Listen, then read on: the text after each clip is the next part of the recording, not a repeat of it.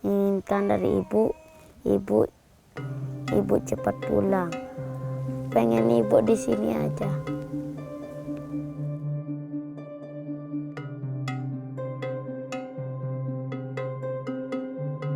Yang mendasari ibu-ibu untuk menjadi PMI ya penghasilan keluarga yang kurang mencukupi lah. Ya rata-rata ya buruh untuk kebutuhan sehari-hari juga serba kurang. Di sini kehidupannya dapat kita saksikan sendiri seperti itu. Untuk kebutuhan sehari-hari, apalagi semakin tambah anak, otomatis kebutuhan semakin besar. Salah satu alternatif yang terbaik ya pergi ke luar negeri.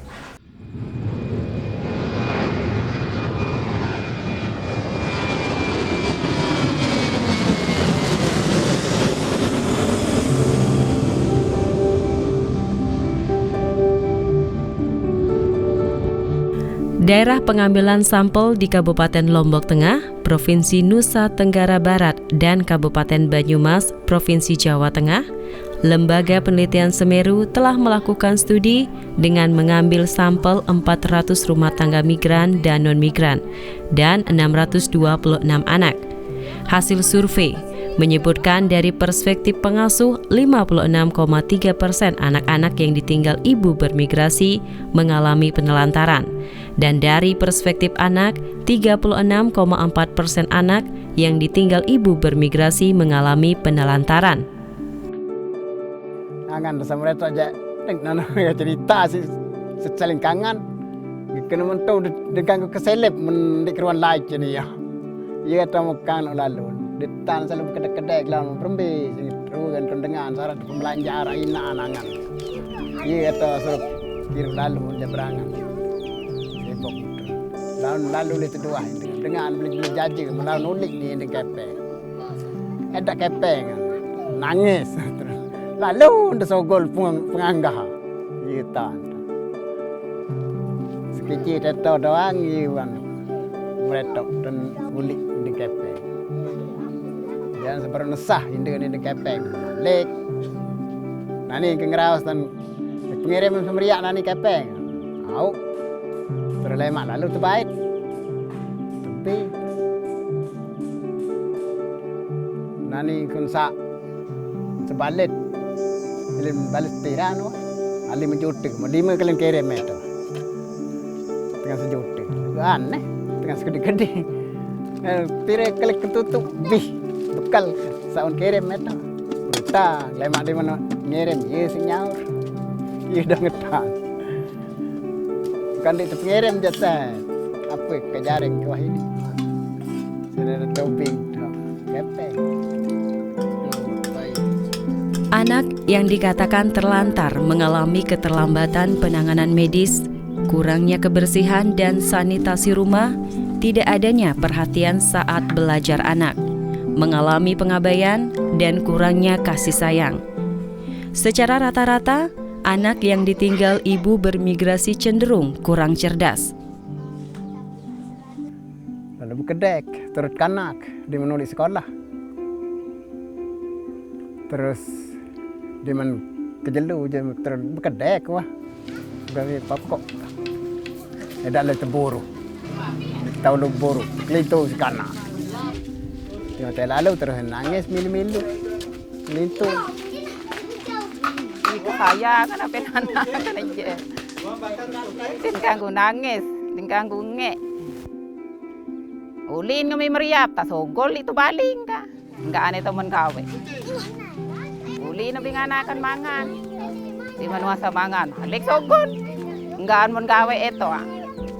Jadi belum dai terus. Rumah anak kan daus kembi. Enggak aneh kawe. Keterbatasan pengetahuan Ama Jepo dalam mengasuh anaknya menyebabkan ia selalu mengikuti semua keinginan anaknya. Tapi ia masih mempunyai keinginan kuat untuk menyekolahkan anaknya.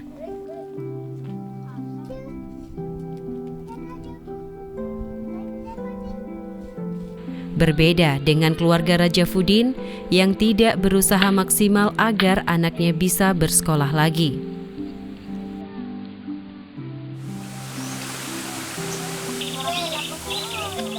Pauzul niki sakit.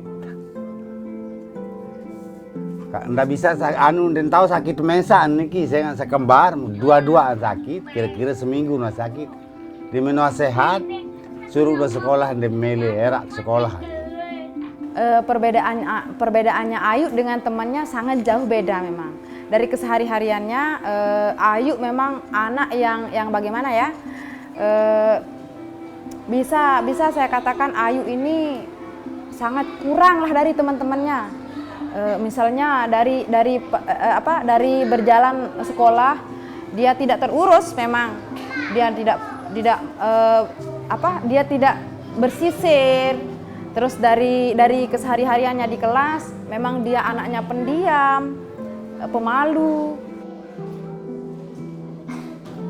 Dari sisi fisik, kognitif, emosi, dan pengawasan, anak-anak Rajafuddin mengalami pengabaian yang mendalam. Walaupun sebenarnya ibu mereka bekerja di Sumbawa.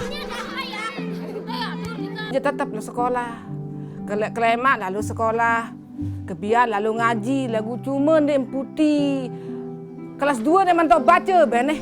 Jari dengan perhatian kan. Kadang mangan je besuh lalu, kadang endek dengan rumu, endek lalu. Nah ya jari nulen salah, anu jari tadi.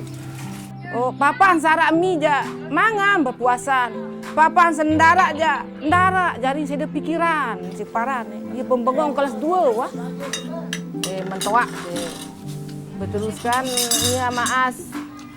Len anu rasa lain jari ke anak nun, ndek sekolah ndek, ngaji ndek. Ngerti mah? Oh, mau berterus amu suruh sekolah. Ndek mele betelengu. Kedek, selama-lama ling kedek jauh lain. Bekeram-keram lai wah ibu. Bekeram dulu bekeram lai. Oh, ndek mele pati mandi bersih-bersih, mupuk natap, ndek mele. Kakak-kakaknya juga masih kalau sekolah dia tuh juga termasuk ABK kakak-kakaknya. Ayahnya yang hanya seorang buruh serabutan jarang berada di rumah, sehingga anak-anaknya diawasi oleh saudara atau tetangga di sekitarnya. Ikatan emosional anak terhadap ibunya pun sangat rendah. Ndek nuwah bakat masalah ina ndek nuwah nelpon. Ni ndak seti orang ina ndek milih. Minti orang ina si kakak ni ndak ina. Ina kembeh ke tahu mula ina harak ti. Berarti ina kon ndek kangen. Mara si anu niki ndara kasih sayang nina ni.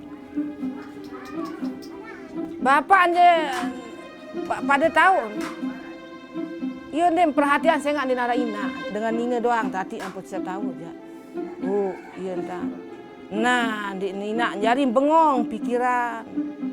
Dia tak ada nanti. Oh, amun ayu dia tetap sekolah lagu pikiran.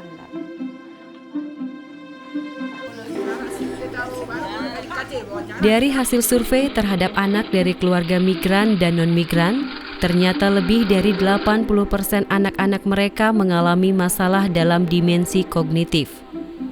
Peranan orang tua atau pengasuh sangatlah penting dalam mendampingi anak. Seperti yang dialami oleh Saiful yang telah ditinggalkan oleh ibunya ke Arab Saudi sejak masih bayi. Umur 6 bulan lai beseang, inaan di taman. Wansa 6 bulan, tebilin juk Saudi, siwa bulan mun tebilin juk Saudi. Epul tinggal bersama keluarga-keluarga yang ada di sini, dari bapak, saudara bapak. Kalau tinggalnya sih karena sudah ada rumah dibuatkan sama ibu, tinggal sendiri di rumah gitu. Jadi kalau mengenai yang lain seperti cuci baju ya sendiri. Nah kemudian makan juga terkadang makan dia sama Juli, kadang makan juga di sini, terkadang juga makan di rumahnya Mas Salim. Kagane pacu-pacu sekolah kanan di mandara ina ama mati kanan.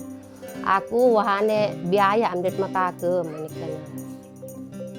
Menara laun bisa to nara no laun kepeng kan ye sik biaya ani bu aran janu paden diara. Dia wah terkiriman si nak 2 tahun wah. Lara kabar-kabar dia wah bengempuh di Malaysia dia. Lah itu Saudi tahun 4 tahun. Uli nara sebulan, laun kurang sebulan. Dia wah barang lalu bede tina anu ni kan. Eli nomor siwa bulan yang kelas seke SMA. Dia wah barang de tina. Amaan dia wah gitaan sepul. Prayo eli amaan ibu. Dia wah tanggung jawab, dia wah biayaan mangan ngenem yang kelas seke SMA. Dia tahun ruan namaan sepul.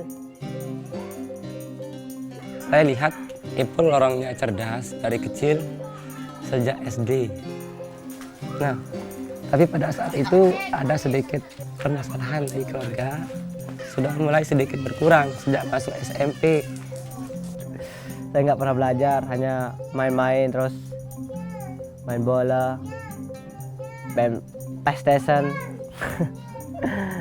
main kelereng dah, segala permainan saya main. Yang penting happy dah, yang penting nggak stres.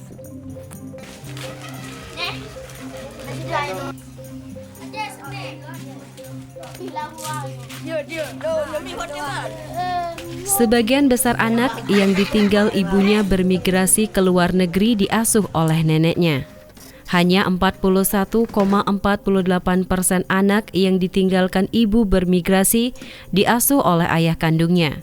Dan beberapa di antaranya mengalami perceraian akibat ditinggal istrinya. Keterlibatan suami, misal istri mau pergi ke luar negeri itu hanya tanda tangan izin dok.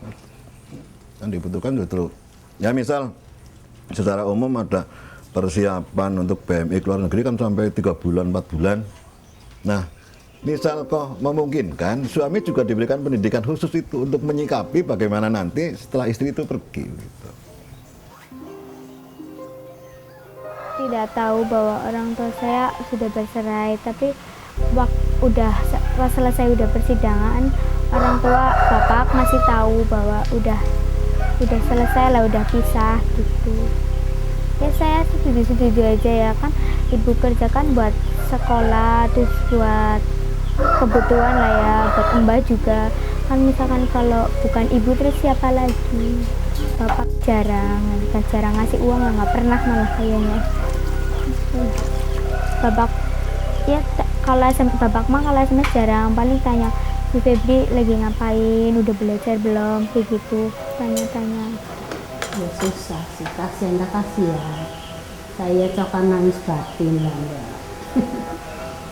Perempuan kok ngene segalanya sedih lah mbak. Ibu-ibu tiap malam bareng saling nangis. Tiga sama saya kalau sedang sakit itu susah sangat. Selain mengurus cucu-cucunya, sang nenek pun harus mengurus suaminya yang terkena sakit stroke. Hanya kepada anaknya yang bekerja ke luar negeri dan hanya pulang sekali setiap 2 tahun mereka menggantungkan hidupnya. Indah ikut membantu neneknya untuk mengurus kebutuhan rumah tangga mereka. Karena keadaanlah yang memaksanya untuk melakukannya. Yang seharusnya ia bisa menikmati masa-masa remaja seperti remaja-remaja lainnya. Dalam studi ini menemukan belum adanya program pemerintah kabupaten yang menyasar langsung kepada anak-anak buruh migran.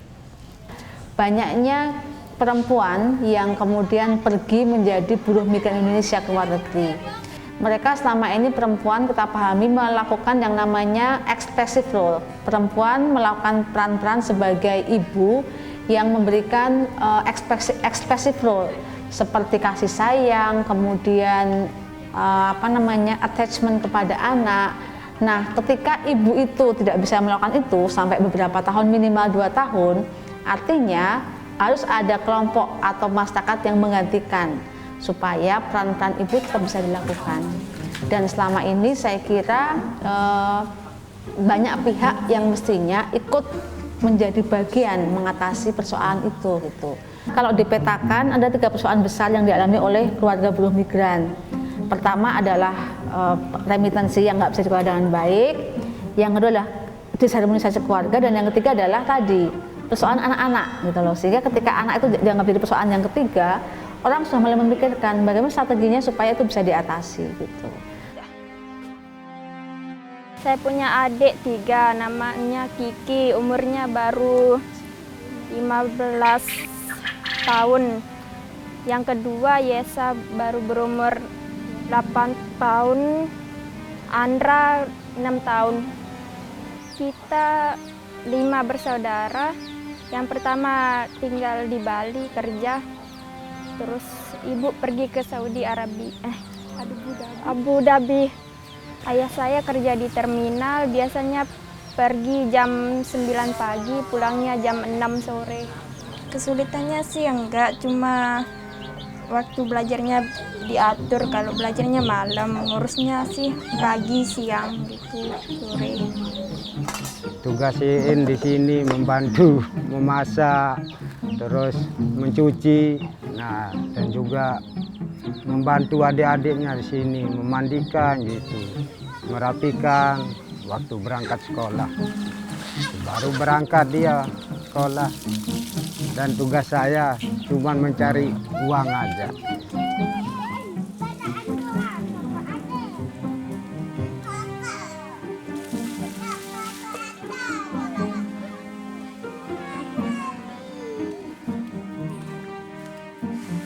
Perempuan yang bekerja di luar negeri ini biasanya usianya masih relatif muda, ya, meninggalkan anak-anak yang dalam hal ini sebagian besar adalah masih usia balita bahkan.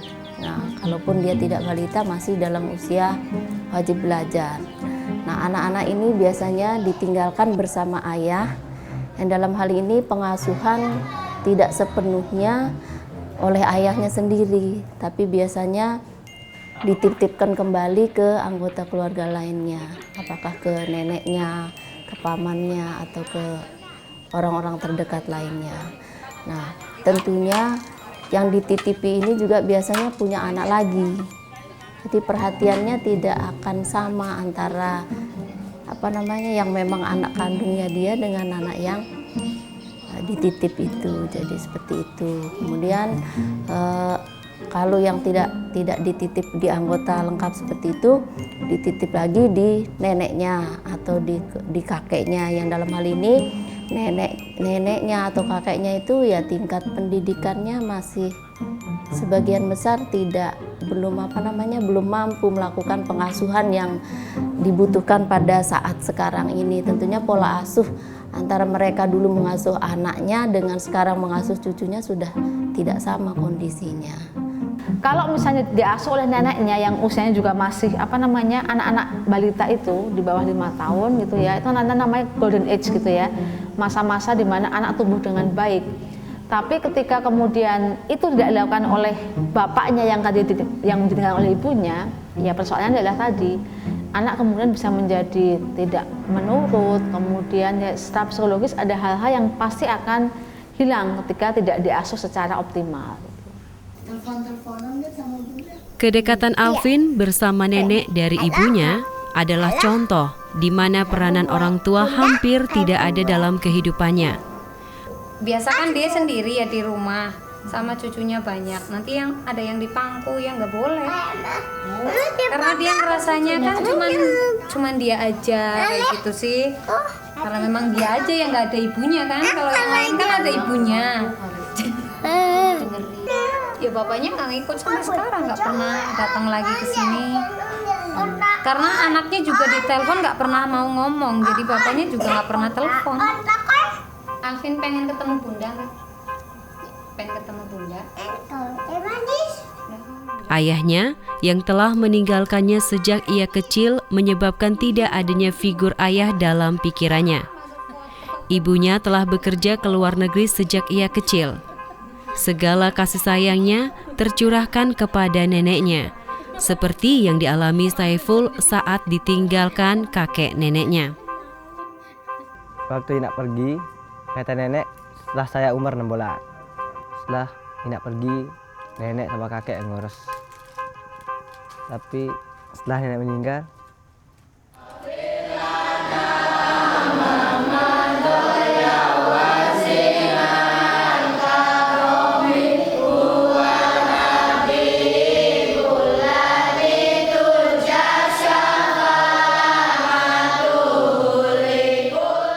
Salah satu rekomendasi bagi bapak-bapak yang ditinggal istrinya sebagai buruh migran adalah dengan melakukan pelatihan fathering, seperti yang dilakukan oleh Lembaga Seruni di Banyumas. Keberadaan pelatihan fathering atau pendidikan yang terkait dengan pengasuhan anak-anak ini hal yang mutlak dibutuhkan oleh saudara-saudara kita, terutama suami para buruh migran. Ya, ketika mereka mungkin menangis minta jajan pun, ya, para pengasuh itu, baik itu bapaknya atau mungkin kakeknya atau pamannya, itu ya ada batas-batas tertentu lah. Minimal ada ilmu yang telah diperoleh dari pelatihan tersebut.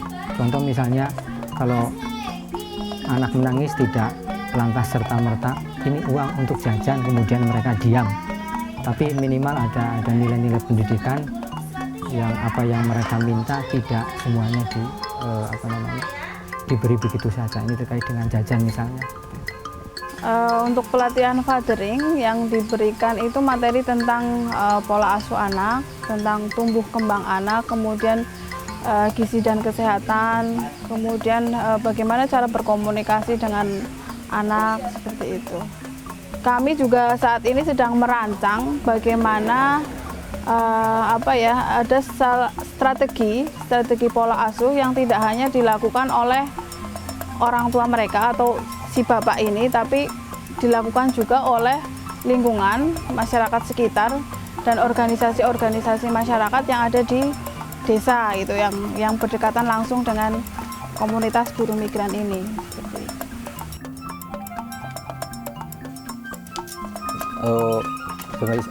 Istri saya pergi ke Saudi.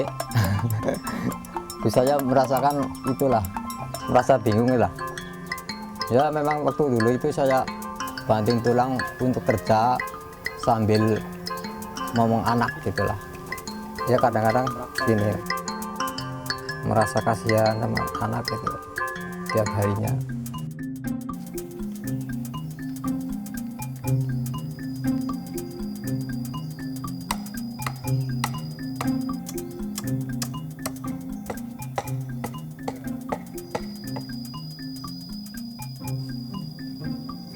Melakukan pelatihan fathering atau pengasuhan itu memang kami melihat ada satu perubahan yang lumayan, dalam arti ketika sebelum melakukan pelatihan itu mengasuh anak, cara orang Banyumas itu yang penting diam, sing penting meneng. Tapi setelah melakukan pelatihan pengasuhan, minimal dari segi waktu ada manajemen waktu, dari sisi kesehatan juga dia sudah mulai tahu. Minimal kita lihat hal-hal yang seperti itu.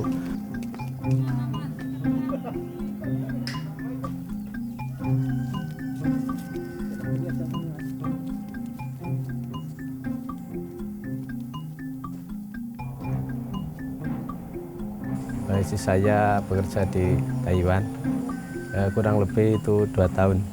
Terus alhamdulillah setelah ikut pelatihan kita kan dikasih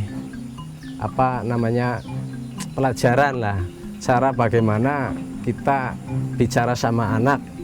Ya ternyata alhamdulillah itu ya terasa juga itu Mbak.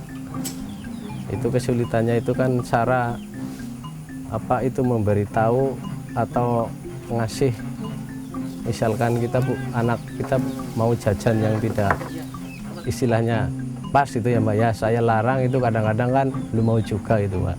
Itu memang susah ngasuh anak, itu juga bukan yang sebenarnya pekerjaan seorang ayah, tapi dengan pergian ibunya merantau dengan terpaksa terus ya memang banyak kendala. Yang pertama ya itu sejak dari misalkan bangun pagi kita harus buru-buru mandiin, itu salah satu kendala bagi saya. Yang kedua juga kasih sayang utama makan sebelum berangkat sekolah begitu.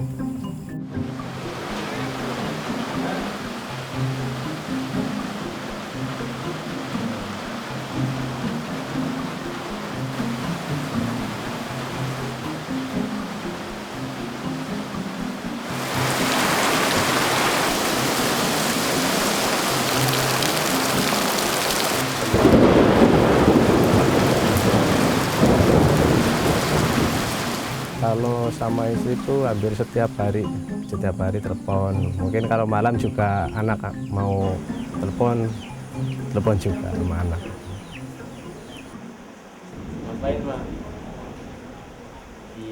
Pendampingan melalui media sosial terhadap para TKI dan keluarganya ternyata sangat efektif, menyambung komunikasi di antara mereka seperti yang dilakukan oleh Pak Munawar.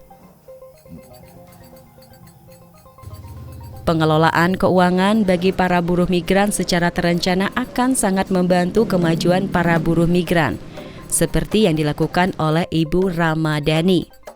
Kami mengelola keuangan dari tenaga kerja Indonesia yang bekerja di rata-rata di beberapa negara, antara lain negara Malaysia, lalu kemudian ada Saudi Arabia, ada juga dari Brunei Darussalam.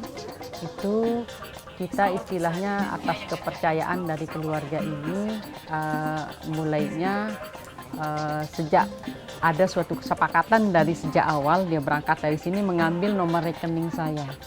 Keluarga ini menelpon ke nomor rekening kita, biasanya menginformasikan kami sudah masukkan uang segini dengan jumlah segini, lalu kemudian ada suatu pesan dari keluarga yang di sana, nanti katakanlah misalnya contohnya dia mengirim 5 juta misalnya. Nah, sekian ratus misalnya 1 atau 2 juta kasih ayah saya atau kakak saya atau istri saya untuk biaya hidupnya, yang lain kan tolong simpankan saya gitu. Keluarga kami yang keluar negeri, baik secara katakanlah secara peningkatan ekonomi,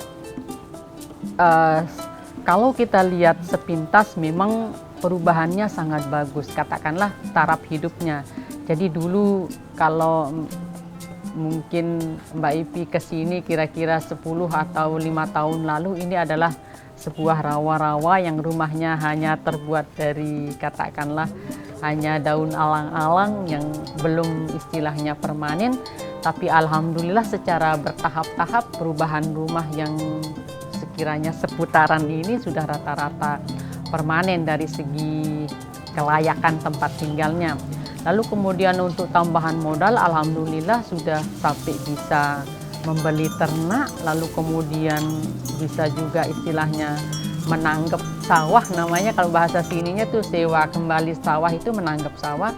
Lalu kemudian untuk kelayakan hidup sehari-hari ya rata-rata beliau bisa makan minum dengan istilahnya pendapatan yang dikirim oleh baik itu anaknya ataupun adiknya yang dari luar negeri. Hasil studi berdasarkan diskusi kelompok di 4 kecamatan menyimpulkan bahwa pengaruh dan kapasitas terkuat perkembangan seorang anak berasal dari keluarga. Pihak luar yang memiliki kapasitas besar dan pengaruh kuat adalah sekolah dan masyarakat melalui posyandu dan pendidikan keagamaan. Salah satu contoh keluarga yang mendidik anak-anaknya melalui kesederhanaan adalah keluarga Zainuddin. Keluarga ini adalah keluarga lengkap dan bukan buruh migran, menunjukkan besarnya peranan orang tua dalam mendidik anaknya melalui sedekah yang mereka dapatkan dari mengajar mengaji untuk anak-anak di sekitarnya.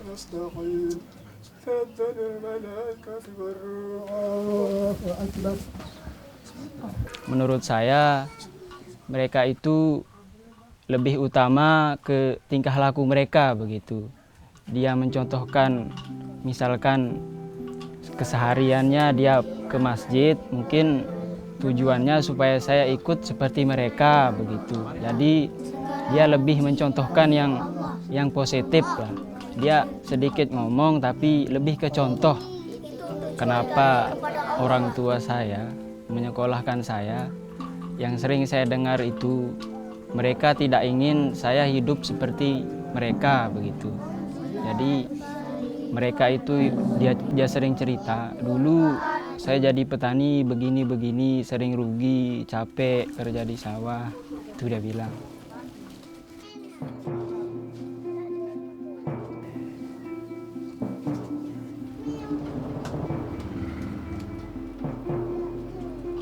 Pemerintah harus turun tangan dalam menangani permasalahan anak-anak buruh migran di Indonesia.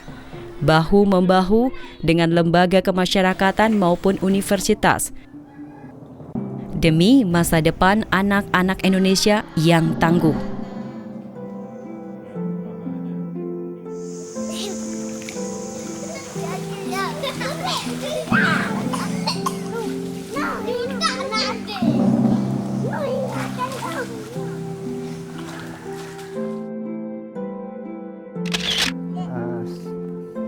Setelah nenek meninggal, ya kakek menikah lagi.